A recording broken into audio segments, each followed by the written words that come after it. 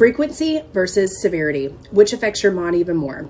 Workers' comp premiums too high? Here's a claims pattern that's definitely hurting your business. Hey, my name is Jamie Blair and I specialize in commercial insurance across the state of Florida.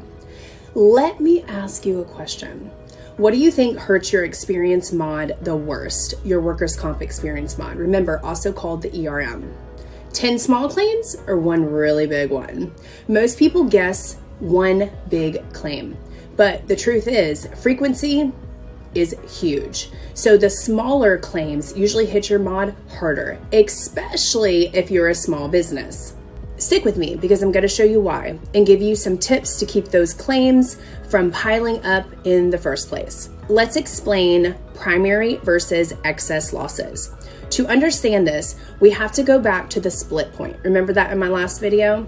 Every claim gets divided into two parts, primary losses and excess losses. Primary losses count 100% towards your mod. Excess losses are discounted. They still matter, but not nearly as much. Think of the split point like a line. In Florida, right now it's $17,000. So the first $17,000 of any claim is considered primary. Anything above that is excess. And remember, primary losses carry the most weight. Let's look at this simple example. Say that you have 10 claims, each costing $15,000. Together, that's $150,000 in claims. And since that one is under the split point, all $150,000 counts as primary. Now, compare that one claim for $150,000 with the split point only being the first $17,000, that is the primary.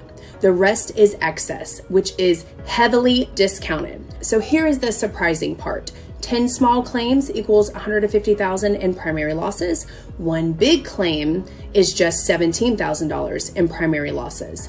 Which one hits your mod harder? Clearly, the 10 small ones. That's why frequency, a bunch of little claims, often packs a bigger punch than the severe ones. So now, size matters here too. For smaller employers, these are going to be lower. When you have multiple small claims, your actual losses blow past that what NCCI expects.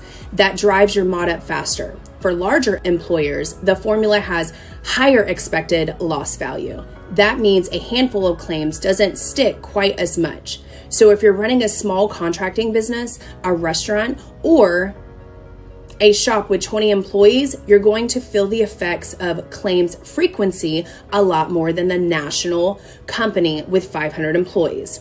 That's why I always say to smaller businesses, don't ignore those minor claims. They add up. Guys, they add up and it is costing you money. So what can we do about it? Here are a few practical ways to keep both frequency and severity in check. Hazard eliminations. Fix the root cause of the problem before it becomes an injury. This is huge. I see it all the time. If there is a big trip hazard, correct it. If there is equipment that is worn down, replace it. Injury triage. Set up a nurse triage line so that employees can talk to a medical professional right away. Many issues can be treated without turning into a full-blown claim. Rapid return to work program. This is another huge one. Get employees back to work quickly, even on modified duty. It reduces claims costs and shows the carrier that you're proactive. Okay. Promptly reporting. Don't wait a week to file a claim. Report it immediately so that the adjusters can control the cost. Trend analysis. Look at your loss runs. If the same type of injury keeps happening, it's a signal that something in your operation needs fixing. I see this all the time. The goal isn't just lowering claims costs, it's preventing them in the first place. So here's the takeaway. One big claim will always get your attention. But when it comes to your mod, it's often the frequency of smaller claims that do the most damage. And if you're a small business, that impact is even bigger. The best defense is a strong safety program, fast reporting, and using tools like nurse triage and return to work to help mitigate this. I'll talk about payroll and class codes in my next video and why getting them wrong could cost you big money. If this was helpful, make sure that you subscribe, connect, follow, or like whatever button that you see on the platform that you're using. And remember, don't be greedy. Share this with a business owner that may need to see it. This is Jamie Blair with Wise Insurance, lowering your total cost of risk the wise way. I hope this video was helpful.